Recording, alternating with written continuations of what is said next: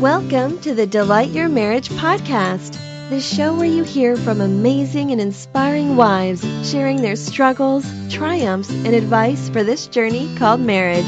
Here's your host, Belah Rose. Hi there and welcome. Thank you so much for listening in to the Delight Your Marriage podcast, where we talk about marriage, we talk about intimacy, we talk about how to do marriage better and get through the hard stuff and thrive in the areas of marriage. So it is the second time I'm talking to you in January of 2016. So I just want to encourage you. I don't know if you are a goal setter or not. I certainly am. So I really love the new year to get a chance to reflect and think about where I need to grow. And one area is my health. So if you've been listening to the podcast, you know, but my oldest son is 2.5, but my youngest son is already a year, and I still have a lot of baby weight left to get off. So I am focused on that. That is my goal for this first couple months of the year. I have done lots of trial and error of New Year's resolutions myself. And one thing that I've noticed and realized, at least about myself, is that I can't successfully focus on more than one goal at a time. You know, you really need to focus to get one goal accomplished. So I just encourage you, if you haven't yet set your goal for the year, there's still time. I always think of January as like your trial and error month, where you're figuring out what your goal is, and you're making strides in that area, and you're maybe a couple steps forward, a couple steps back, but you're moving in that direction. So feel free. You've got a couple more weeks to get things kind of in order for the next rest of this year. So what's your first goal going to be of 2016? I just encourage you to pick that and start working towards it. So if you are focused on getting more connected with your spouse, communication is a big piece of that. And today I have Larry Hagner on, who is a great guy. He's got a great podcast of his own about fatherhood. It's phenomenal stuff. But he talks about communication in your marriage and how central that is for your connection. And I just want to dive into what he has to say.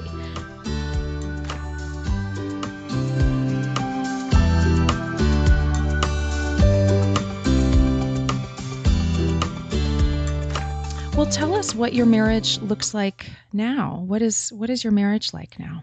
To be honest with you, I mean, I can honestly say that my marriage with my wife, it gets better every single year. And I think marriage is a constant learning process, right?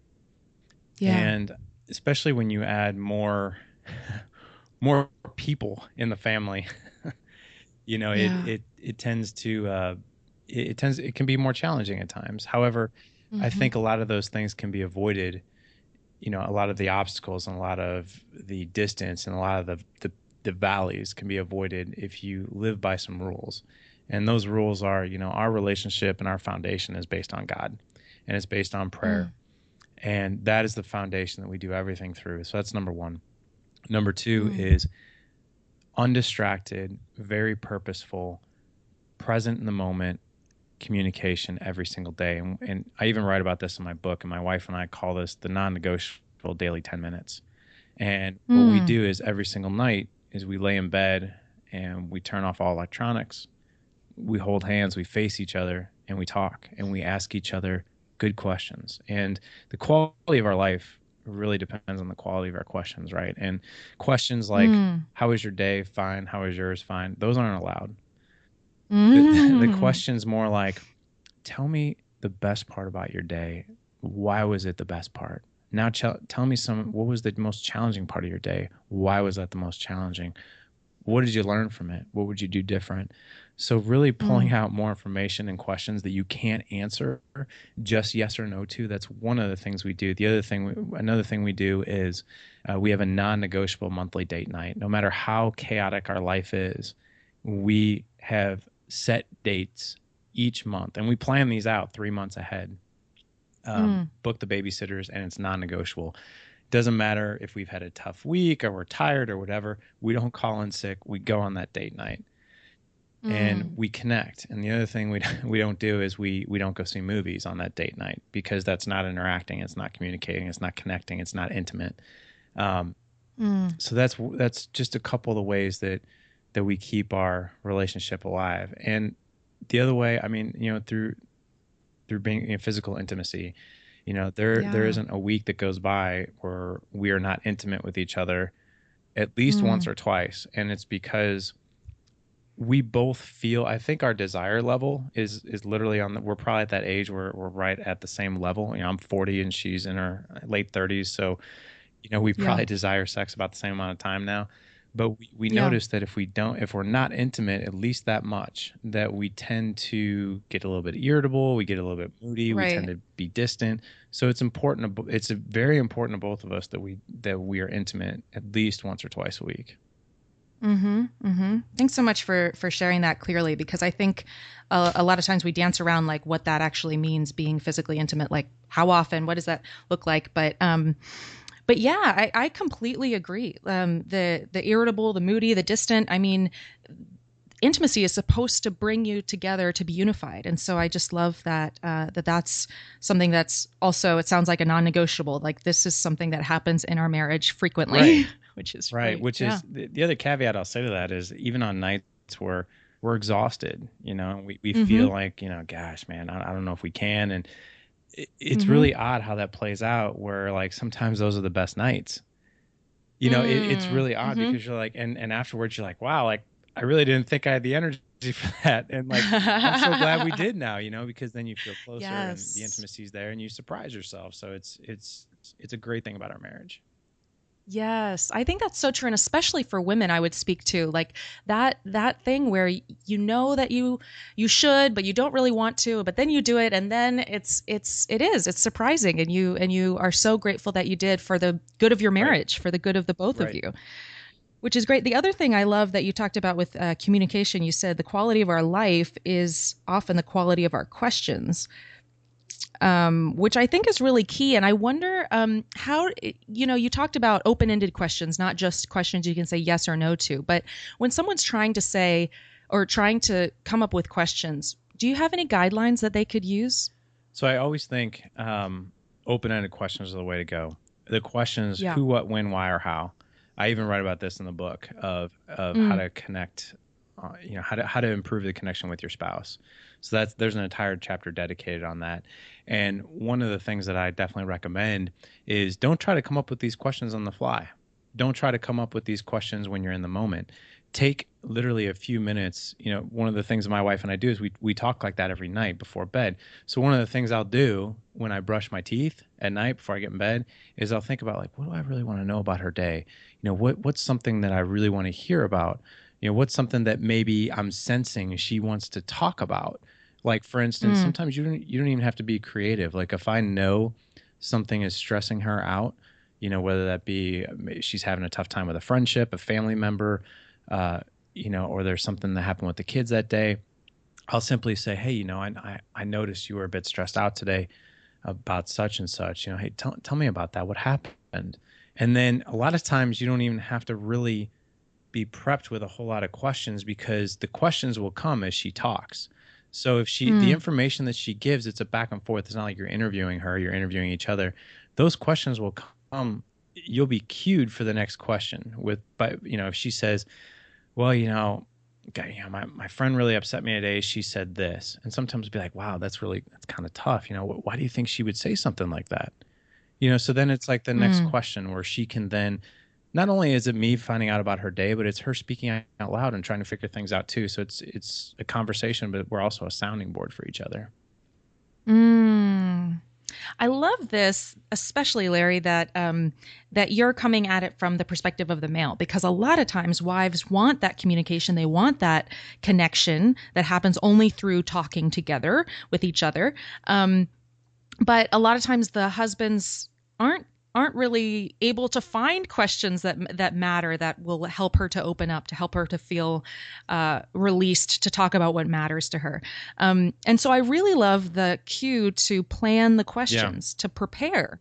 That's key. It is. I mean, and like I said, you can do it several different ways. I mean, like, I always know when I put my toothbrush in my mouth, I'm thinking, what are we going to talk about? what am I'm reflecting on my day? What have I heard from her? Some things that I've seen. And those are the things that we talk about. Here's the other thing I want to talk about really quick with your female listeners and your male listeners. And I'm no different when it comes to this, but what do most men want to automatically do when women start communicating? They want to give advice. They want to problem solve. That's the way we're wired. We want to problem solve. And I just want to give some feedback on that. And again, this is in my book and all that. But men are wired to problem solve. We just are. And when one man goes to another man and we talk about things, in those rare moments we actually open up about things, we are in a state where we are wanting advice. We want a point of view. We don't want to just be heard. We want to be like, this is what I'm going through. What do I need to do to make this better? You tell me. So that's how men communicate. What men a lot of times don't understand is that's not the way a woman is wired. I mean, sometimes they want advice, but mostly they just want to be heard. They just want empathy. They want connection. They don't want sympathy. And you tell me if I'm wrong. They want to know how they feel. Not that you feel sorry for them, but that you are in the trenches. You get it. You understand. And that they are being heard. And that's a lot of times that's what. Now, in the back of my mind, when my wife is telling me, she's going through something or a problem, man, my mind will be clicking like, oh, I could just tell her this and that'll help, but I have to shut that down because a lot of times that will just completely turn her off. If I start automatically saying, well, you should do this, you should do this, you should do it that way, because she's like, are you not even listening to me? I just want you to hear me. Yeah. And I really love, again, that this is coming from a man just telling men, listen to your wives. That's what she wants. She wants to be heard. She wants to be known.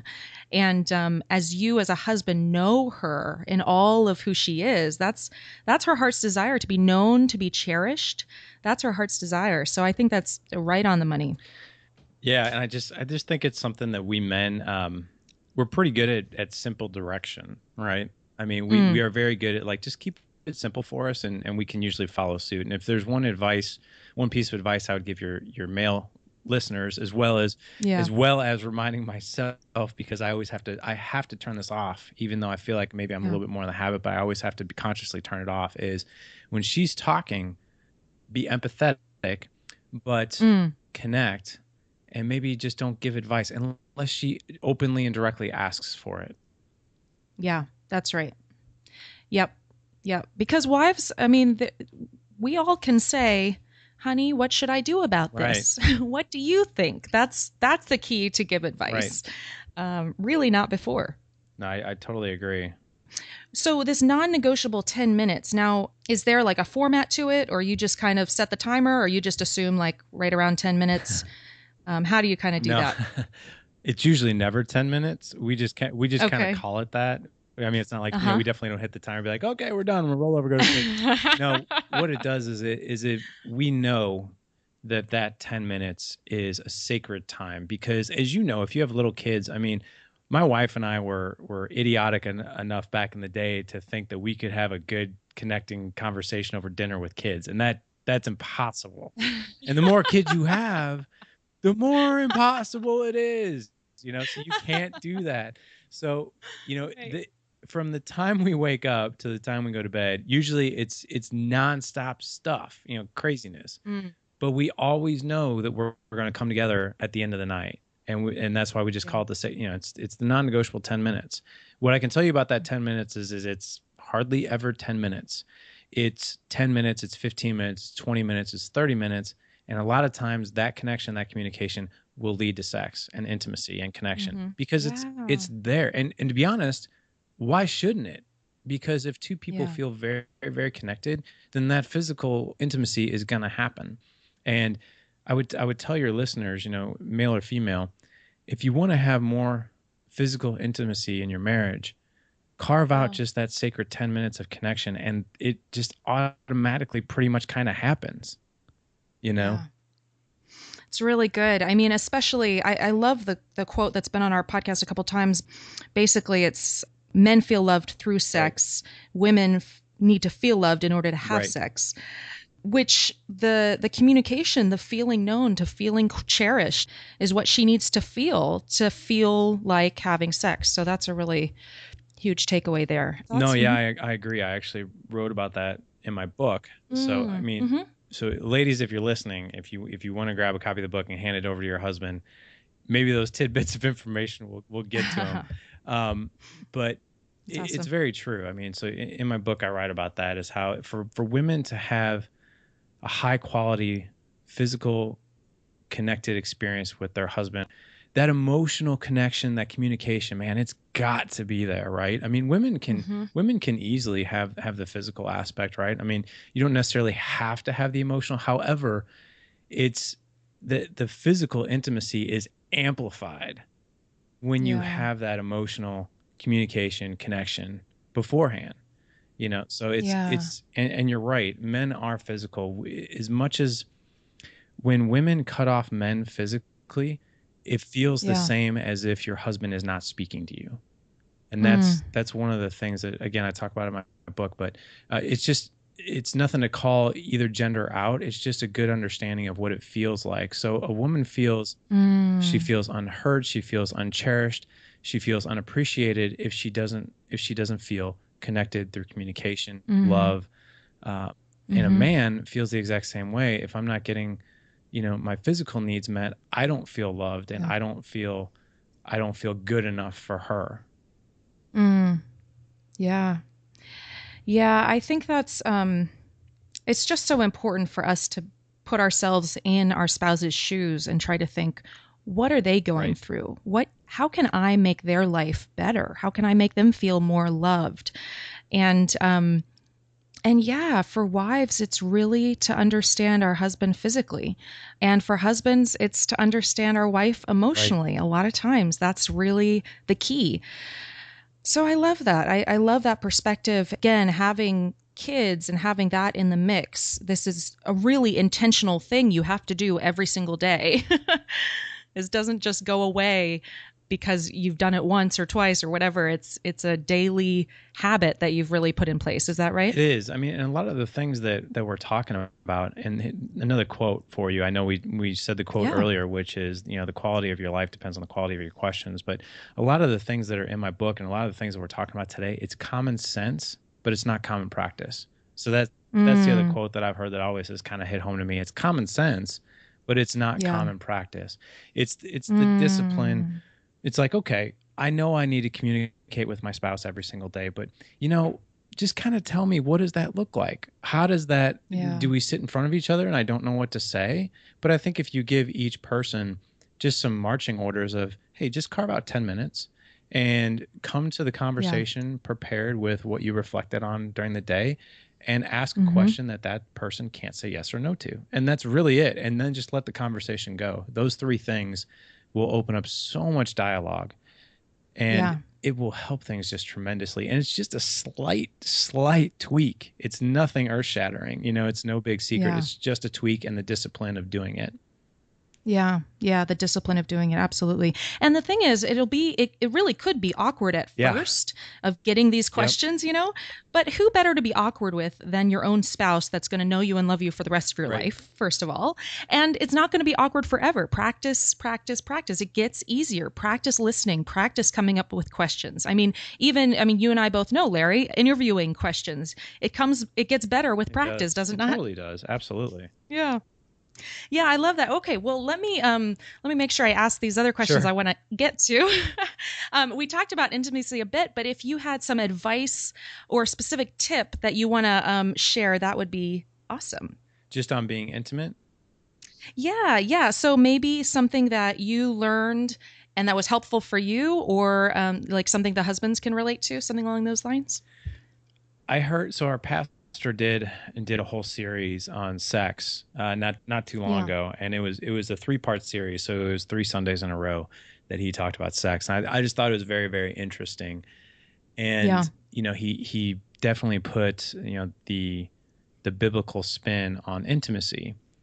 And yeah, while I was hearing this message, all 3 messages, I was like, it just kind of made my head kind of turn, my eyebrows kind of go up, and I'm like, And it's one of those things that you kind of take away from, and you're like, in the moment when he was speaking, I'm not really sure I was picking up what he was putting down. But when I got back into my day-to-day life, I really caught some of the things that rang true to me and has now made our sex life even better. And one of those things is sex is truly a gift from God. That's number one. And I never really got that until I really heard that and some reasoning behind that. I mean, but sex is really to bring two people together on a physical level and emotional level that no one else can. I mean, it's what pretty much separates friendship from lovers, right? And one of the things that he said was, sex is such a part of our life. I mean, when it comes to just being, whether you're a single person, whether you're a married person, I mean, sexuality is such a huge part of our life. All you have to do is get on the internet or hear your radio or whatever, and every bit of marketing out there, you'll find some sort of sexuality thing about it. The one thing that he really hit home with us as a married couple is, can you imagine your marriage without it? What would your marriage look like without sexual intimacy? And I've never thought of it before. I was like, my gosh, that would be, I can't imagine, the amount of distance that I would feel from her, and probably her from me. So what that really made me do was really think about, like, and this might be too much information, but when we did, after I heard that, and the times that we were intimate, and even now, when we are intimate, I feel like I need to be really into this. Like I really need to be so focused on her, on us, on this, because what if we didn't have this? And it's just a different perspective on sex. Like, this is such a cool thing that I get to share with her, and she gets to share with me, and we don't have to do this. We don't do this with anyone else. And what I noticed is it brought about just this feeling of freedom. And what I mean by that is I was a little bit more open with her about, like, hey, if this is the one person that I'm going to share this with, then I might as well be open about, what do I really want, out of what we're doing? What do I really feel about her in this moment? And if I feel it and I think it, I'm going to tell her. And it has made our sex life so much more, I would say, intense and also purposeful, because, like, and again, maybe TMI, but there's a couple things that I've done that's just a little bit different. Like, when we're having sex, I will look at her in her eyes, and just, I'll either grab her by the arms, or like I'll just hold her shoulders, and I'll look at her and I'll be like, I love you so much, and I'm just, and I care about you more than anything. And it's just something that I just want to be like, in this moment, right here and now, I want you to know this. And it just seems like those feelings are amplified when that intimacy is there like that. Yeah, that's powerful. I also love how practical that is for husbands to think about. But I think, especially even for wives, the being really into this is key. Like, thinking about that, if this wasn't in your marriage, if this wasn't a part of the two of you, you would miss it. You wouldn't feel the same way to your husband. You wouldn't feel the same way to your wife. And I love that, almost like a greater sense of appreciation for it, rather than, oh gosh, we've got to do this because it's going to help us and blah, blah, blah. Sometimes I know wives get in that rut of, like, well, it's for him, I just need to get this over with, or whatever. But really recognize that this is God's gift. So I just love that. I think those are brilliant tips. Thank you. Yeah, I mean, no problem. I think you hit upon something really big there, which is, I should do this because I know he wants it, and I definitely think that, perhaps there's some give and take there. And what I mean by that is maybe she feels that way because she doesn't feel that emotional connection that maybe we can provide that platform for. And maybe that's what that non-negotiable 10-minute daily connection can do. Because once you hit that 10-minute connection like that, or however many minutes it is, it's not based on minutes, but when you hit that connection, suddenly it's a different perspective of, like, well, I no longer feel like maybe I have to, like, maybe I want to, Yeah. Yeah, I think that's really good. I think that's really good. I think we each side of the marriage can take some responsibility to take some action to make this better in our marriages. So I love that. Now, I want to ask you, due to the specific marriage that you've had, what opportunities have you had to serve or get to know God? So to be honest with you, I felt like I never really had a good relationship with God before I knew my wife. And what I mean by that is I prayed when I wanted something. I prayed Yeah. when I needed something. And I went to church on Sundays because I felt that I had to. And that's just, or I felt obligated. So I just kind of like, I was more or less this practicing Christian that sort of was a box checker. You know what I mean? Oh, I'll go to Sunday. Okay. I'll pray. I'll pray when I need Yep. something. Okay. I'm good. Right. My Right. wife, I met her 20 years ago. She's the one who really opened my eyes up to this because she grew up in a family that was very spiritual. And one of the things that she taught me was, number one, she was a great teacher with how to pray. She's like, I pray all the time. And I was like, what do you mean you pray all the time? She's like, I pray throughout the day, like just kind of constantly. I just sort of have this conversation with God. And I'm like, really? I was like, I never even, I mean, my view of it is, you sit down for a few minutes, you fold your hands, you pray, you close your eyes. She's like, no, it doesn't have to be like that. She's like, a prayer can be conversation. A prayer can be, something good just happened. And you're like, thank you, God. I just really appreciate you bringing that into my life. And I was like, so she taught me prayer through gratitude as well. So I got me out of this rut, and sometimes I even feel bad, about it, when I pray to God and I'm like, I'm sorry, all I did was ask you for things like the first 20 years of my life. I never really thanked you so much, so now I'm much more intentional about it. So if something good happens, it can be something that could be 10 seconds long, hey, thank you so much for bringing that opportunity or bringing this person or bringing this conversation into my life, right here and now. Or if there was a time where I was confronted with a very stressful situation, where I would just say, God, give me the words and guide me. In this moment, it can no longer be me. It has to be you. Help me. So it's just little things like that I've learned from her that have been just such an amazing education. And also, one of the most important things I've learned from her is making sure that we pray and that we are focused on God as a family. Because a lot of times, I always thought like, well, it has to just be me or it has to be me and her, but so important and so critical to bring the kids, into that situation and read, like, for instance, my 7-year-old, which just shocks me because like he's leaps and bounds from where I was even when I was 20. For Christmas, he wants a kid Bible. I know. And I'm just like, oh, that's what he asked for. And I'm like, Praise God. and I'm not saying that to be like, oh, our kids are great and I need to take credit for that. I mean, I'm just like, wow. I mean, like, I'm still learning, like, what an amazing lesson, like my 7-year-old. And I'm sitting here thinking, like, what a cool thing that I can do. We can buy this Bible. I can read with him. I can learn with him. And he's interested. So it's like, she's just done such a great job. I mean, I have to give like all the credit to her. She's done such a great job of just educating our family on the right things to do when it comes to education and prayer. And it's just been such a cool experience. And that's one of the reasons I feel so honored to be with her. That's awesome. That's really cool to hear.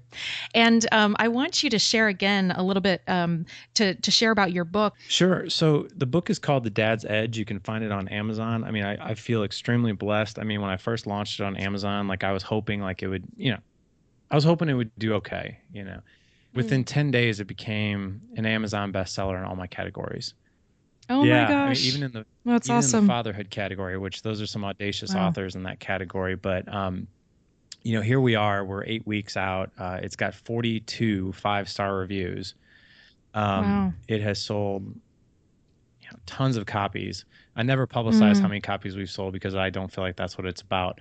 It's more the impact. But what I've seen is the number of people that have bought it and then the amount of emails that I get about it. But the book is really, believe it or not, it's called The Dad's Edge, but it has very little to do. It doesn't have a whole lot to do with parenting. And what I mean by that is when I first got started on this journey with the Good Dad Project, I mean, I've been a dad for 10 years. And the first 5 years of my journey, I was not good at this. And I'm still a student of it. I learn every day. The thing that's different, Yeah. the thing that's been the biggest shift for me is the awareness and then just some of the rules that I like to live by. And one of the several things about the book, so it goes over a lot of the things that just we as men struggle with, which is the connection with our kids. What does that look like? How do I connect with a 7-year-old? How do I connect with a teenager? Like, how do I make sure I'm very purposeful in that connection so I'm creating those positive, lasting memories? And very selfishly, from a man's point of view, that's going to help me enjoy this journey of fatherhood and not live a life of struggle and regret and I didn't take opportunities to connect. The other thing is the connection with your wife, which is what we hit upon a lot in this interview. Another one is work-life balance. Another one is how to tap into unlimited, more enduring patience in any situation, whether that's your kids are talking back to you, you're yelling at them, you're yelling, or you've got stress at work, or you have a stressful time in your relationship. How do you make better decisions? How do you change your perspective and gain more patience in those times of your life where you feel like you have none? So that's another aspect of the book. The other aspect of the book is taking time to make sure that you are growing physically. So making sure that you are taking care of your physical body. I know that sounds odd, right? I mean, especially in our culture, but it's hard to show up. It's really hard to show up big and intentional if your body is in a condition where maybe you have chronic pain, or maybe you're eating the wrong foods, or maybe you're drinking way too much alcohol. You feel terrible. So it's hard to show up bigger and better for the people around you if you feel bad. So that's another important aspect. How do you grow mentally, spiritually, intuitionally? All that's in the book. That's cool. Yeah, no, it's very cool. I like how you said you're a student of fatherhood, and I think that I really wish more fathers would take that upon themselves to be students of fatherhood, because we have so much brokenness in our world, and fathers are leading their family.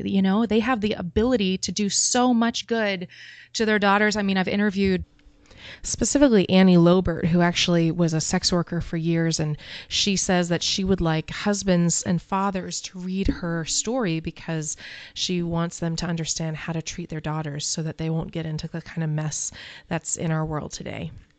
Episode 22 through 24. She's like, I want fathers to read my book so that they understand the opportunity they have to love their daughters into a right understanding of what a father should love their daughters. And it's just powerful. So I'm so grateful that you're doing this work, Larry. It's just really, really important. And I would just encourage husbands out there to get on to Larry's podcast, The Good Dad Project. It's really easy to listen to, really good information, interviews, and buy this book and do that. Invest in your fatherhood. Now, my last question for you, Larry, is if you could go back to year one of your marriage and sit yourself down, what is one piece of advice that you would give to you?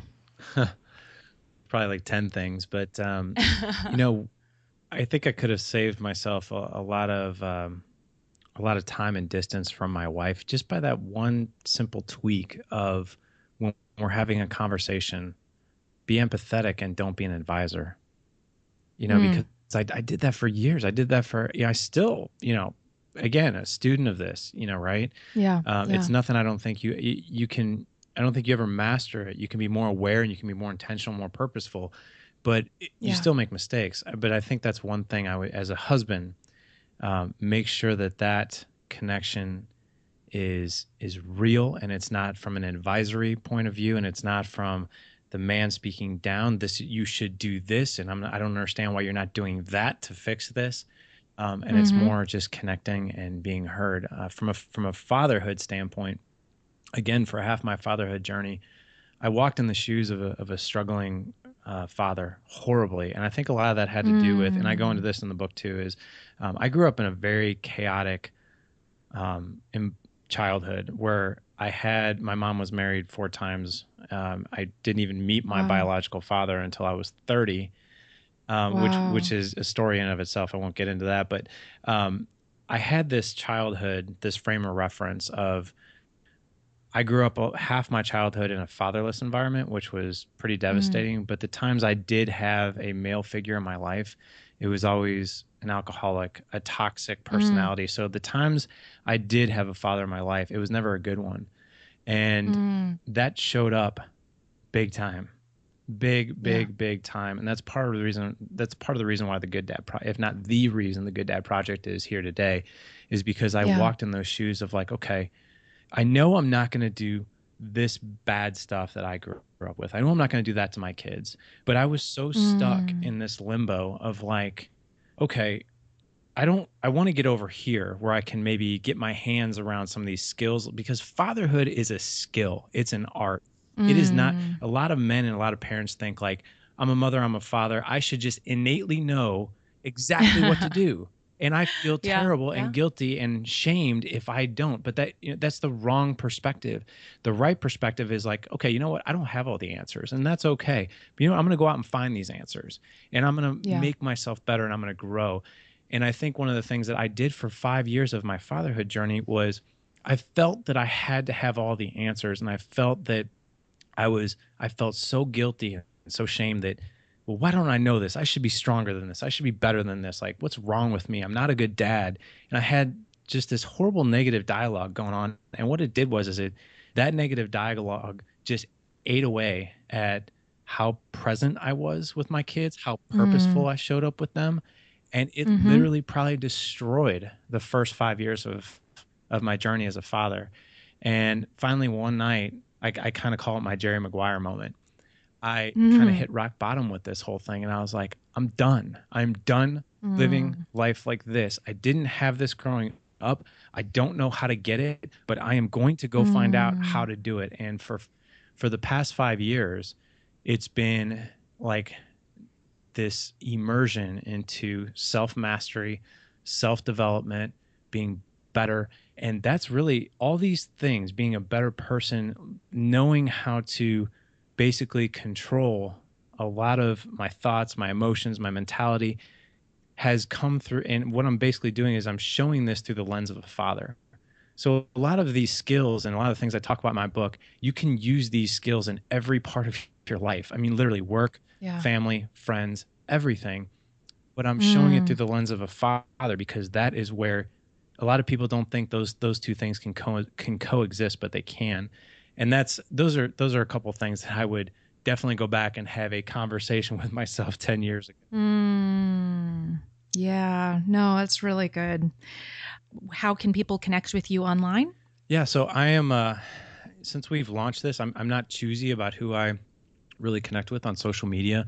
I've had a lot of men and mothers too that they'll just go connect with me on my personal page on Facebook, and that is totally fine with me because I use a lot of my personal Facebook things to, promote our new blog or our new podcast or whatever. Because Facebook has kind of changed the rules on. I also have a Good Dad Project page, Yeah. but Yeah. you have to pay an obscene amount of money for 3 people to see Yeah. it. So I Yeah. post things there, and the people who see it, they see it. But I always get way more momentum out of my personal page. You can also find me on Twitter, Good Dad Project on Twitter, Good Dad Project on Facebook. Best way to find me is gooddadproject.com, gooddadproject.com. Easiest way to connect with me there. You'll find the book. I also have a ton of other free resources there if you want to check those out, which one resource is how to have a better connection with your wife. I have another free resource on there, how to have a better connection with your kids. I even have a free preview of the book that you can check out. You can subscribe to the podcast on that site as well. If you have an iPhone, you can find us on the podcast app on iTunes, the Good Dad Project podcast. And then if you have an Android phone, you want to listen to our podcast, you can find us on Stitcher. And if you have none of those things and you live under a rock, you can simply just go to our site, Good Dad Project /podcast. You'll find all of our podcasts in our arsenal, and you can actually listen to the shows right there from the website. Yeah. No, that's great. Very cool. Well, Larry, this has been a brilliant interview. I thank you so much for your wisdom and sharing. And yeah, I'm just excited. I'm excited for people to be inspired to be better fathers, to be better husbands, and for wives also to engage with their husbands in a new and meaningful way. So thank you so much, Larry. It's been an honor. Thank you for having me. All right. Well, I hope that you are excited and encouraged to go and be intentional about communicating effectively with your spouse. And I think there's a lot of things, whether you're a husband or a wife, that each of us can do to make our marriages better. And I think Larry pointed out a lot of really great insights. So I just encourage you to live intentionally, to accomplish what is on your heart, that God's laid on your heart to accomplish this year. And I'm going to be talking to you again on Tuesday and encouraging you in your marriage. God bless you. I love you. And thank you so much for your time today. Thanks for listening. If you've been blessed by this, why not share it? Until next time, live with love, wisdom, and passion.